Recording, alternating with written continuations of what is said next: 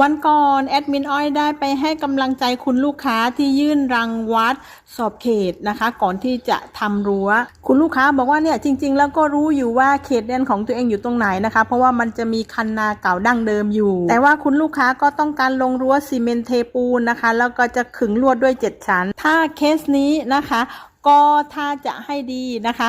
เราไปทำการยื่นรังวัดเขตของเราให้ชัวร์ก่อนนะคะว่าขอบเขตเราอยู่ตรงไหนกันแน่ถ้าไม่งั้นลงเสาไปแล้วต้องมารื้อถอนทีหลังนี่แบบว่าปวดหัวแย่เลยคิวยื่นรังวัดทุกวันนี้ก็ถือว่าไม่นานนะคะประมาณ6 อาทิตย์แล้วแต่พื้นที่แล้วแต่คิวนะคะถ้าเกิดว่าพี่ๆต้องการหารายละเอียดเพิ่มเติมก็สามารถจะเข้าไปที่เว็บไซต์ของกรมที่ดินได้เลยจ้า